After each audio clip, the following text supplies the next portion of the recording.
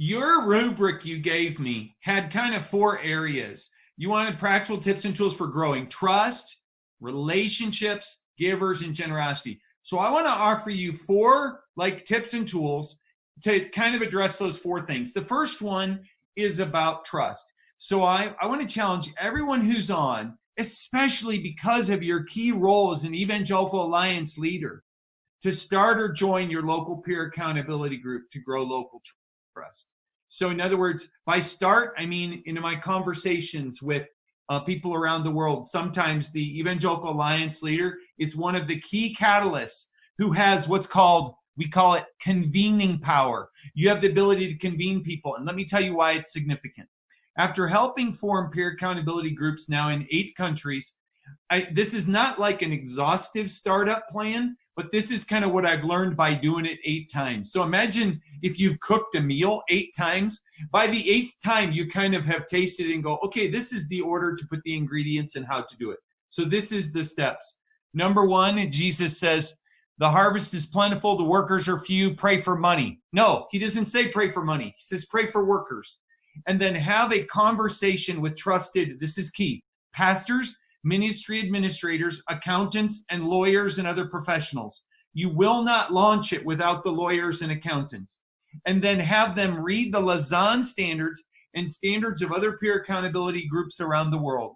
Then number 4, talk about the needs of Russia. Talk about the needs of Palestine.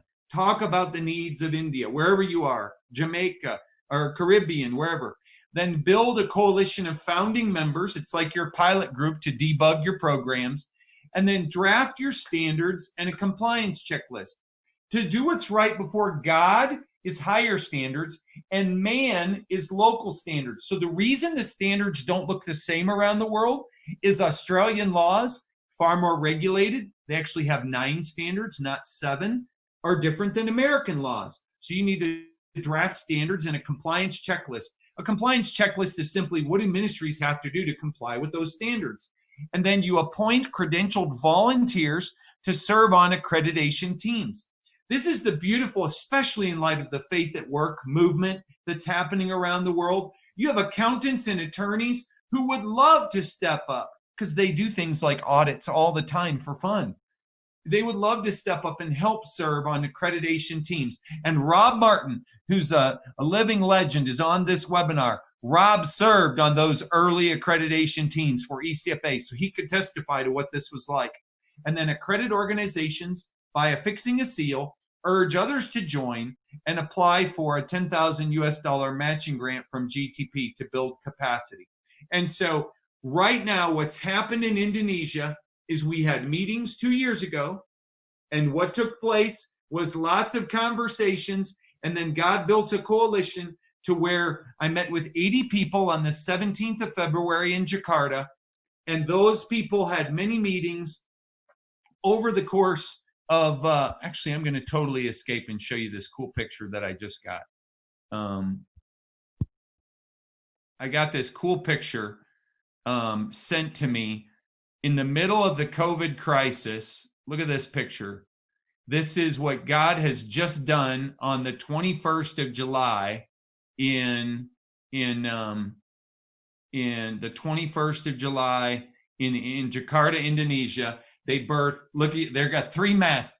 The Indonesian Council for Christian Stewardship and Accountability. So on your right is Tony Budijaja. He's an attorney. Next, second from the right, also with the mask on, is Surya Gunadi. Surya attended an international GTP gathering called the International Accountability Summit in Melbourne, Australia in June of 2017. And he took back with him a vision of what other countries were doing.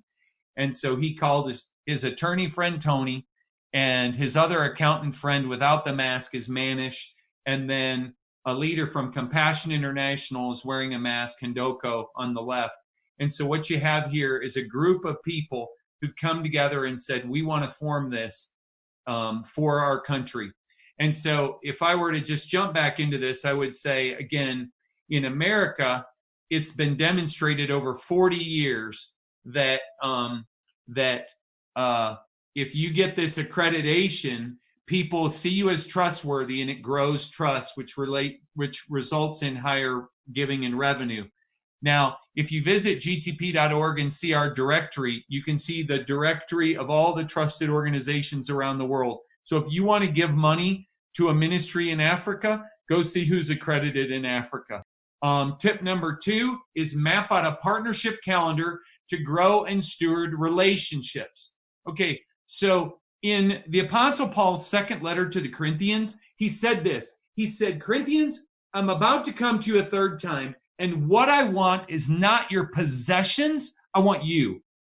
Did you hear that? He wanted them. And so what you need in the Caribbean, what you need in Africa, what you need where God has placed you is people. And so my partnership calendar on the left says that when I started GTP, by God's grace, I look back through my calendar of 4.5 years of meetings, and I had a total of 1,200 and some people that God had given me relationships with. And so if you want to grow giving, you need to steward people well. And how do you steward people well? Well, one of my mentors, Rob Martin, has spoken into my life and said, Gary, take all those development plans you've used over the years and make them into a one-page calendar. Because what this does is it outlines the annual. So down here, and by the way, all these are on the GTP website. This is the faithful work of the board, of the Partnership and Communications Committee. That's our development committee. The CEO, my VP of Partnership and Communications, and our regional facilitators. And then this maps out the faithful work we're going to do every month that's going to do what? Steward our relationships. And so in 1 year at GTP, we went from getting a few founding gifts in the first 6 months. And by the way, I want to testify to you guys. It's a little hard to launch a new organization in the middle of a COVID crisis. So I feel your pain if you're trying to launch something. But what we started with were 1,200 people. And I had, on the first day of this last fiscal year, on July 1, 2019, we had 35 founding givers from 3 countries. But we stewarded those relationships well with good communication and with engaging people. We built a great website. And by the way, I love that I hired my 2 VPs are young women. They're both 18 years younger than me, and they're from the Philippines and Egypt. And you know what you do when you hire young gals from the Philippines and Egypt? They know how to do everything for nothing. And so we got a MailChimp account. How much did it cost? For free. So we built our database on there. We used WordPress to create our website, and all our plugins are free.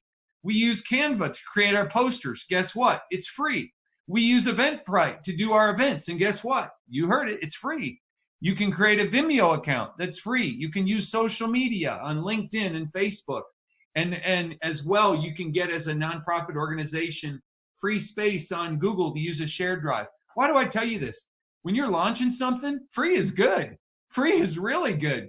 And the next generation, I mean, these amazing 2 gals that I work with, they are tech savvy, and their ability to help us implement these annual and monthly faithful activities so that we are growing and stewarding relationships resulted in, at the end of the year, we created a global giving portal using classy.org, which is another logo I could have put on that page, free. We used a Classy, and Classy can receive gifts from 130 currencies, and we received gifts. Rob's smiling right now. Rob, the number is up to 29. We have received gifts from brothers and sisters in our global network from 29 countries. We've got multiple gifts from Pakistan, from Zimbabwe, from Cote d'Ivoire, Nigeria, most recently Singapore, and Togo was the 29th country from which we got a gift. So if you map out a partnership calendar and you grow and steward your relationships faithfully with faithful work, you're going to see fruit come from that work. And I challenge you to use tools like these. Plus, I forgot to put Classy's link on there. Number 3, I want to encourage you. This is for growing givers specifically. I want to encourage you to do Journey of Empowerment and download free ebooks. Now, my brother Jay Paul's going to be sharing with us here shortly. And he does a thing around the world called like a jog, a journey of generosity. Well, I was with Daryl like 18 years ago or whatever when with Todd Harper, they were piloting the jog, and they asked me for input on it as an educator. And so I love a lot of the structure of it and how it flows.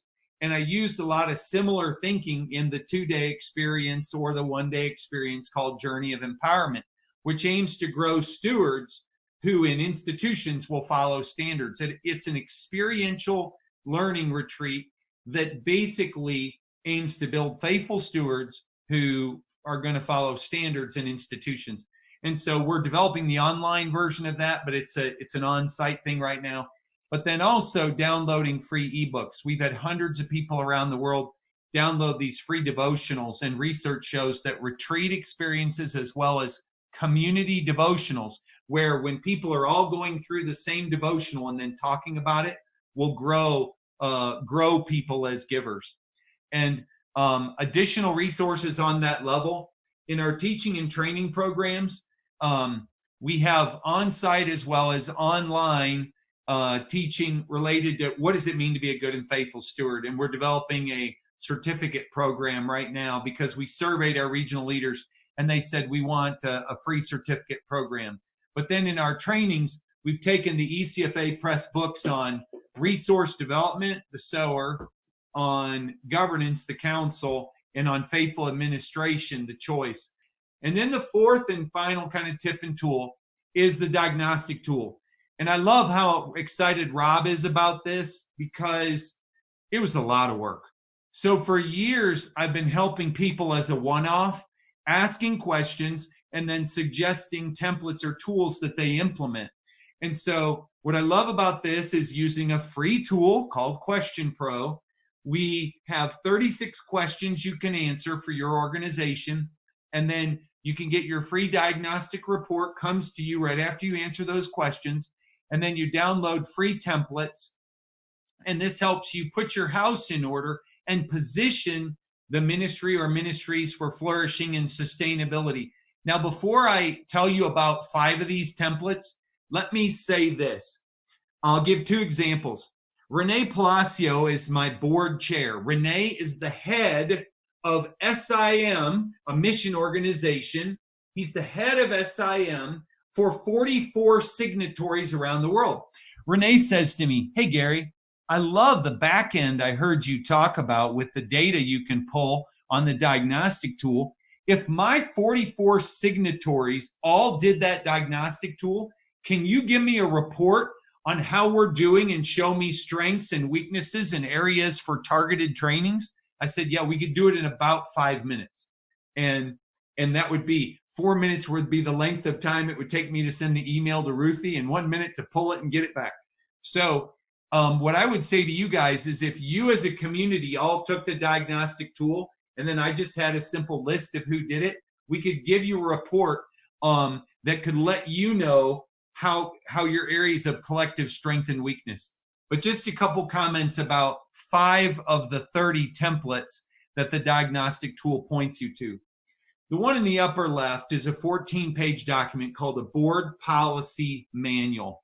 One of the things I help God's servants understand around the world, that if you want to position an organization for flourishing and you want people locally to have confidence in it and give to it, have a board policy manual, because it outlines the role of the CEO, the role of the board, and makes people accountable to do their responsibilities. You can tweak this template document for your use, and it will give givers confidence you know what you're doing. The second document in the bottom left is the 5 forms of governance document. And there's a lot of confusion when you even say the word governance. And so this document's really important to discern the difference between what's the difference between a board as staff, board as managers, board as directors, and then board as governors, which is the path GTP follows, and board of advisors. And it makes sure everyone understands their role by seeing what it isn't on one short document. In the upper middle, the financial snapshot, is an example of and same with the dashboard. These are the one-page reports that come from each of my board committees that help the board be engaged. And the biggest thing I'm seeing around the world, and this is a big, bold statement, but the biggest thing I'm seeing around the world is the lack of governance structures.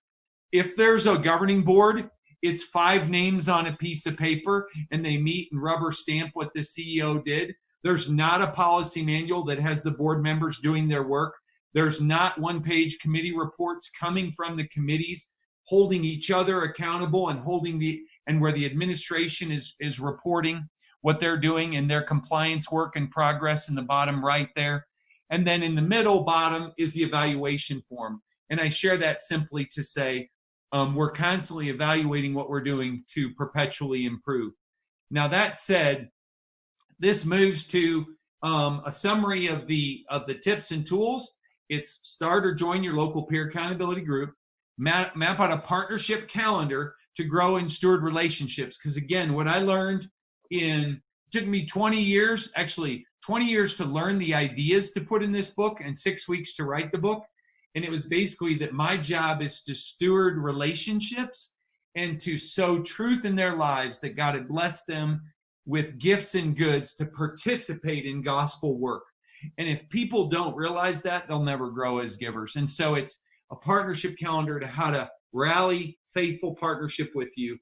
Do your journey of empowerment, download free ebooks to grow givers, and then ask questions to really put your house in order to grow generosity.